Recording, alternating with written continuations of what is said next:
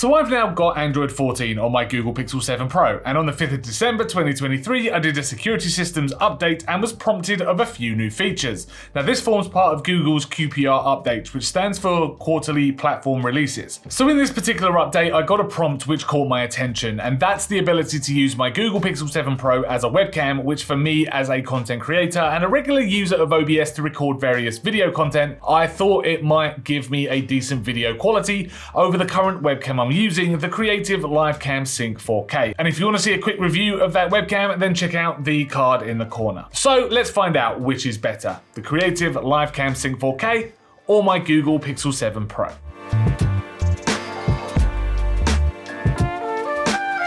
So actually getting started was really no trouble at all. I plugged in my phone using a USB Type-C cable into the front USB port of my PC, and my phone prompted me to change what I wanted to use it for. Click this notification, click webcam, and then you're pretty much done on the phone side of things. Activate the webcam preview so you can see what you're filming, and you're good to go with setting up your phone with your chosen PC software. From here, head to OBS, right-click or click the plus button in your sources window and go to Add Video Capture Device, and in this list, it should prompt you to add an Android webcam. Once added, the webcam will appear in your preview window. In the webcam preview app on your Google Pixel phone, you can choose to use either the front or rear facing camera to film. Now this is where I found it a little bit strange because the front facing camera was so much clearer in my experience when using it with OBS. The rear camera, I found it to focus hunt quite a lot too, and this might be due to my lighting conditions, but still the front facing camera didn't bat an eye. It was absolutely solid, so that really majorly confused me there. This is an example of the rear camera filming. It is on its widest setting at 0.6,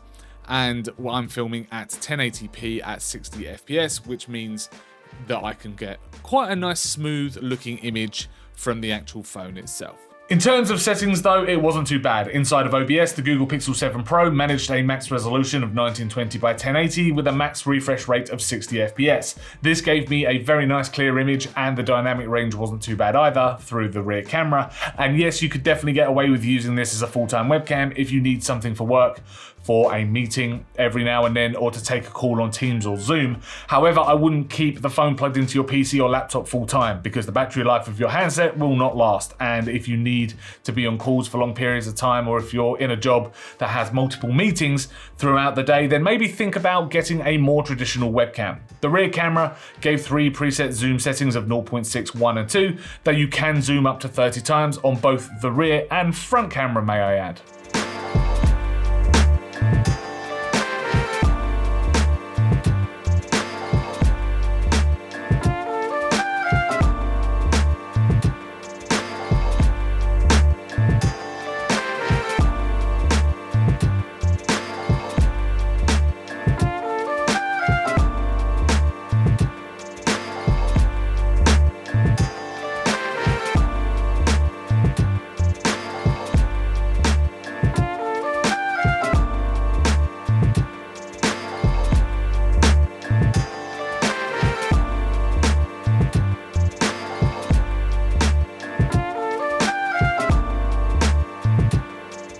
The front-facing camera, though I did prefer the image quality in terms of sharpness, did give me a very warm color tone, which might be quite off-putting to some. I couldn't find a way inside of OBS or even the camera app to change the color balance, so I was stuck with a warm tone. The resolution, though, was still at 1920 by 1080p and a max refresh rate of 60 FPS, which again was really nice and smooth. And this is an example of what you can expect from the front-facing camera. Again, I'm filming at 1920 by 1080, which is what OBS is giving me as settings, and it's also filming at 60 FPS as well, which produces a very, very nice smooth image. And because why not, let's just test both webcams together. So on the left hand side, I am filming on the Creative Livecam Sync 4K, and then on the right hand side, I'm filming on the Google Pixel 7 Pro.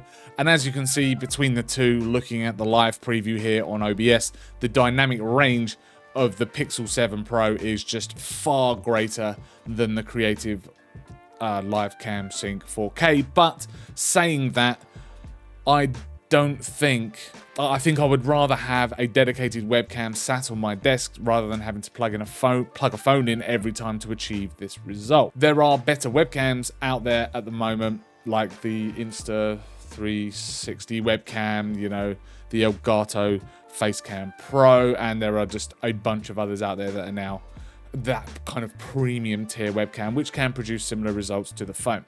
The issue you have with the phone is the fact that you've got to keep the phone plugged in, meaning battery life of the phone could be affected in the long run, which, if that's okay with you, or if you've got a spare phone laying around, absolutely fine. You won't need to buy another webcam. But who has a spare Pixel 7 laying around just to ruin the battery for webcam purposes?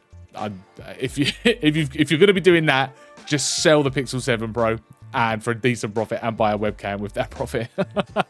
One thing you probably have noticed throughout me talking at the moment is the fact that the Pixel 7 Pro is focus hunting compared to the creative webcam, pretty much staying in place with its autofocus. It's a very, very decent webcam when it comes to that. One thing though is smoothness.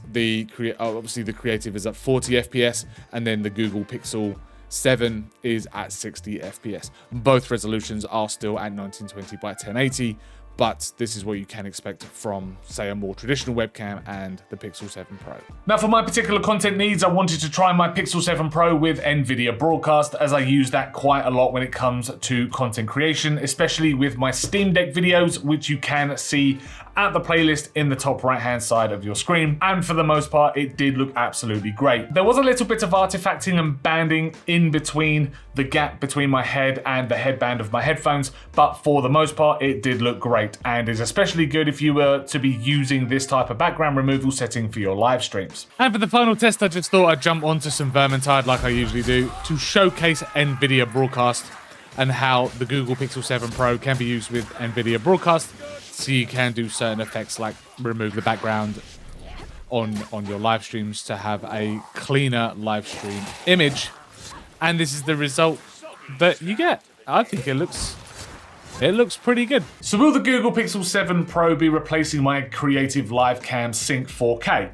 No, not yet. The creative webcam for the type of content we create here on TechNuovo is absolutely fine, and I can keep it as a permanent fixture on top of my monitor, whereas with my phone, I need to use my new holder for it, which hooks onto the back of the desk and is a bit of a pain to get on and off every time, and it just wouldn't be practical when setting up each time I want to make a video.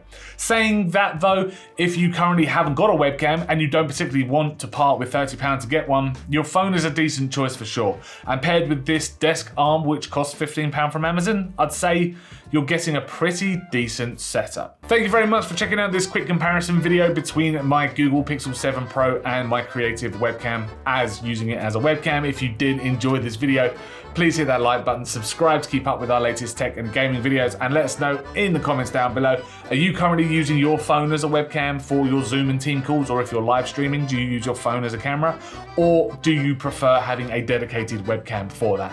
Let us know in the comments down below. As I say, thanks very much for watching this video, and we will see you in the next one.